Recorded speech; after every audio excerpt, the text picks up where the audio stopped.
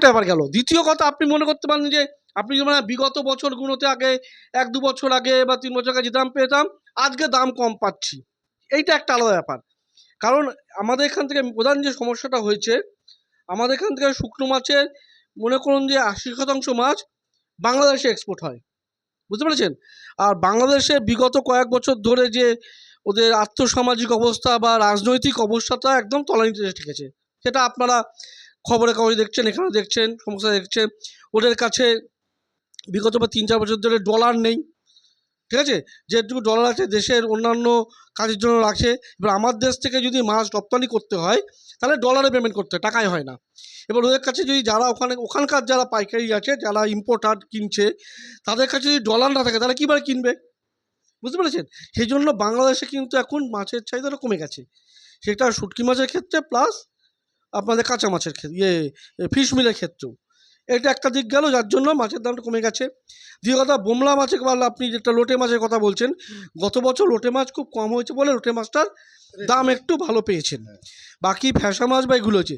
দ্বিতীয় কথা হচ্ছে, এখানকার একটা বড় অংশ মাছ আমাদের যায় কোথায় না, আসামে জাগিরোড ফিশ মার্কেটে বা ত্রিপুরা, মানে নর্থ ইস্টে আমাদের উত্তর পূর্ব ভারতের রাজ্যগুলো যায়।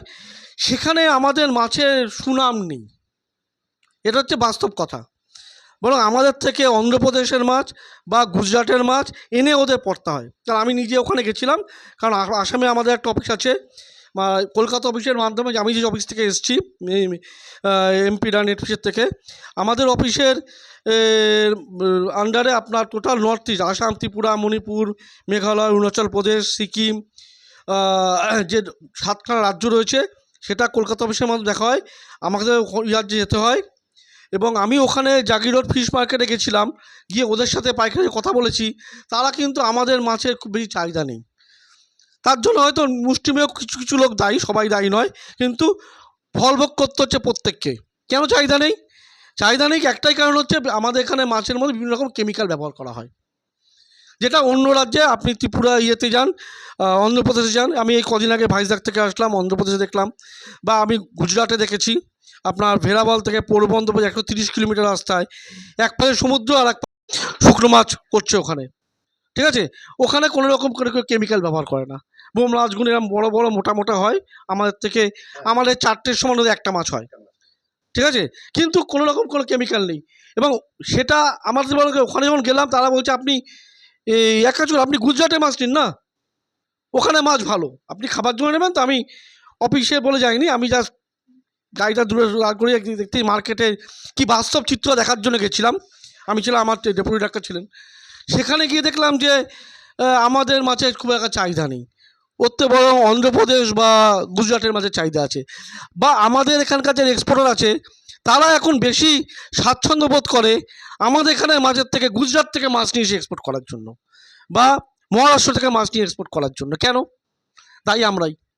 তাহলে আমরা যদি ওই সামান্য একটু লাভের আশাতে বিভিন্ন রকম কেমিক্যাল ব্যবহার করে, গ্যামাক্সিন, ক্লোরোপাইরোফস থেকে শুরু করে, ডোম থেকে আরম্ভ করে, কোনো কেমিক্যাল নেই, ফরমালিন থেকে আরম্ভ করে, এগুলো ব্যবহার করে কী করছি? নিজেদের পায়ে কুড়ুল মারছি। আলটিমেটলি মাছটা আমার বিক্রি করতে হবে, তাই না? এবং সেটা আমার একটা সিজনে হয়। আমি চিন্তা করি সারা বছর ধরে কেমিক্যালে চুবিয়ে মাছ বিক্রি করব, তাহলে আমাদের অবস্থা এই হবে, ওরা মাছ কিনবে না। এক্সপোর্ট কথা ভুলে যান, এক্সপোর্টেও এখন বাংলাদেশে ধরা পড়ে গেলে সব বন্ধ হয়ে যাবে। আমাদের স্থানীয় বাজারে মাছ কিনবে না। আসামের যিনি সেক্রেটারি ফিশারিজে, তার সাথে কথা বললাম, ভদ্রমহিলা, ওনারা বললেন যে আমরা অলরেডি একটা চেকপোস্টে ল্যাব তৈরি করছি। আমাদের স্থানীয় বাজারে যে মাছগুলো ঢুকছে, আসামে ঢুকছে, সেখানে আমরা ওই চেকপোস্টে চেক করব, মাছের যদি কোনো কেমিক্যাল থাকে পুরো গাড়ি ধরে ক্যান্সেল করে দেবো। এবং এমনও ব্যবস্থা করতে পারি আমরা, পুরো গাড়ির মাছটাকে নষ্ট করে দেবো, যাতে আবার ফিরে গিয়ে ঘুরে আবার আসবে, সেরকম অবস্থা হবে না। সুতরাং ওরাও কিন্তু খাদ্য সুরক্ষার ব্যাপারে এমন না, বিদেশের বাজার, আমাদের স্থানীয় বাজার কিন্তু আস্তে আস্তে অনেক কঠিন হচ্ছে। বুঝতে পেরেছেন? সেই ব্যাপারটা কিন্তু আমার মনে রাখতে হবে। আজকে যদি আমাদের বিদেশের বাজার এবং স্থানীয় বাজার দুটো নষ্ট হয়ে যায়, কালকার দিনে খুঁটি কিন্তু চলবে কিনা ঠিক নেই। কারণ আমাদের এখানে কজনা কতটুকু মাছ খাবে, আমাদের পুরো নির্ভর করতে হয় আসাম, ত্রিপুরা, মণিপুর, নাগাল্যান্ড, এই সব রাজ্যের ওপর। এবং সেই মেন করিডোর হচ্ছে আসাম, জাগিরোড ফিশ মার্কেট। ঠিক আছে? সেইখানে যদি মাছের কোয়ালিটি ভালো হলে দাম দেবে। আজকে একই বাজারে এখান থেকে 2500-3000 কিলোমিটার যে গুজরাট থেকে নিয়ে এসে মাছ বিক্রি হচ্ছে ওখানে ভালো দামে, আমাদের মাছের দাম পাচ্ছি না। এমন এমন কোনো মাছ যে মাছটা শুকনো করে বিক্রি হচ্ছে না। মানে আপনি যে মাছ বলুন না, বড় হাঙর থেকে শুরু করে, হ্যাঁ, এত বড় বাম মাছ থেকে শুরু করে সব মাছ, এবং তার মধ্যে ভালো বাজার থেকে মাছের নুন দিয়ে মাছ যে বিক্রি হয় দাম ভালো। যে মাছটা বড় মাছগুলো নুন দিয়ে জ্বালিয়ে বিক্রি করছে দাম, সেখানে চিংড়ি মাছও বিক্রি হচ্ছে। হ্যাঁ, চিংড়ি মাছ আমাদের এখান থেকে এক্সপোর্ট হয় না, বাংলাদেশ চিংড়ি মাছ নেয় না, বায়োসিকিউরিটি প্রবলেম আছে, নেয় না। কিন্তু চিংড়ি মাছ আমাদের স্থানীয় বাজারে বিক্রি হয়, ঠিক আছে। এবার দ্বিতীয় কথা হলো ফিশ মিলের নির্দিষ্ট কয়েকজন এক্সপোর্টার ছিল, তারপরে দেওয়া হয়নি। কিন্তু বর্তমানে যে ফিশ মিলের যে ব্যাপারটা এক্সপোর্টের জন্য এসছে, সেটা আপনারা যেভাবে ফিশ মিল করছেন সেইভাবে ফিশ মিল হবে না। এখন যে ফিশ মিলের যেটা গভর্নমেন্ট যেটা হচ্ছে স্টিম ফিশ মিল, মানে যেটাকে স্টেরিলাইজ ফিশ মিল বলে, বুঝতে পেরেছেন। কম দামি মাছগুলোকে ওই বলতে পারেন সেদ্ধ মতো করে নিয়ে তাকে শুকিয়ে নিয়ে তাকে গুঁড়ো করে তার থেকে তেল বেরিয়ে করে সেইগুলো করে এখন ফিশ মিল হচ্ছে। দীঘাতে একটা ইউনিট হচ্ছে, আপনি কাকদ্বীপে দেখুন, আপনার কাকদ্বীপ হারবারের উল্টো দিকে একটা দেখবেন ফিশ মিল ইউনিট হয়েছে, ওরা আমাদের কাছে অ্যাপ্লাই করেছে এক্সপোর্ট করার জন্য। এখন বর্তমানে ওই ফিশ মিলগুলো এক্সপোর্ট হবে। আর বাকি যে ফিশ মিল আপনারা করছেন সেগুলো আমাদের স্থানীয় বাজারে, আমাদের এখানে যতগুলো মানে পোলট্রি কোম্পানি রয়েছে বা মাছের কোম্পানি রয়েছে, তাদের প্রোটিনের ইয়ের জন্য সেগুলো ফিশ মিলগুলো ব্যবহার করা হবে। সুতরাং ফিশ মিলের যা এখন বর্তমান অবস্থা, ফিশ মিলের কিন্তু আমাদের স্থানীয় বাজার ছাড়া এক্সপোর্ট মার্কেট পাওয়া খুব কঠিন। আমরা একটা সময় দিয়েছি এক্সপোর্টারদের যারা আছে, তারা যদি এই সময়ের মধ্যে তারা যদি তার ইউনিটগুলোকে ডেভেলপ করতে পারে তাহলে করা সম্ভব হবে।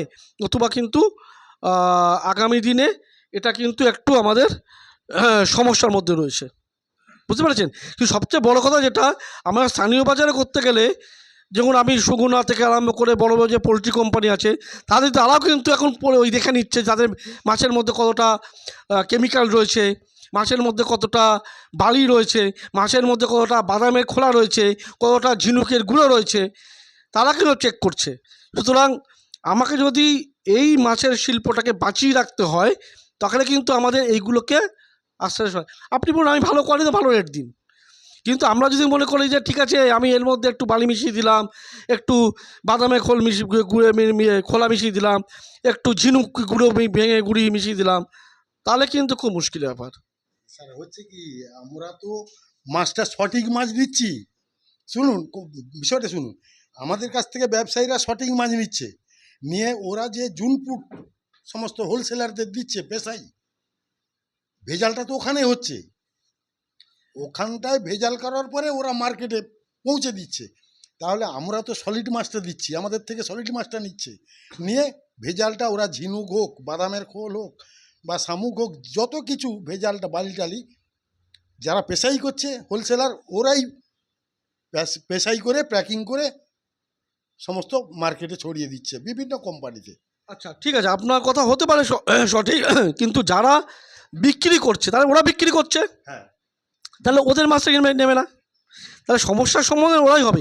তাহলে আপনারা ওদের বলুন যে আপনারা এমন করবেন যে আজকে আমাদের মাছও বিক্রি হচ্ছে, আপনার মাছ বিক্রি হচ্ছে না, আপনারা ব্যবসা, আপনার কোটি কোটি টাকা ইনভেস্ট আছে, তারা তো কোটি কোটি টাকা ইনভেস্ট করে রেখেছে এর জন্য, তাহলে তারাও যদি এরকম ইয়ে করে তাহলে হবে না, ঠিক আছে।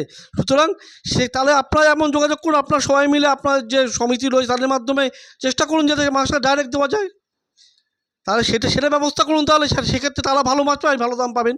কিন্তু যখনই একটা ভায়া হয়ে বিভিন্ন হাতগুলো যাচ্ছে তখনই মাছের দামটা কম পাচ্ছেন। হ্যাঁ, সেটা আপনারা চিন্তা ভাবনা করলে সমাধান বলেছেন, আপনিও দেখুন যদি সেরকম যদি করা যদি সম্ভব হয়, সেটা তাদের সাথে কথা বলুন, যোগাযোগ করা যায়, সেটা চিন্তা ভাবনা করুন।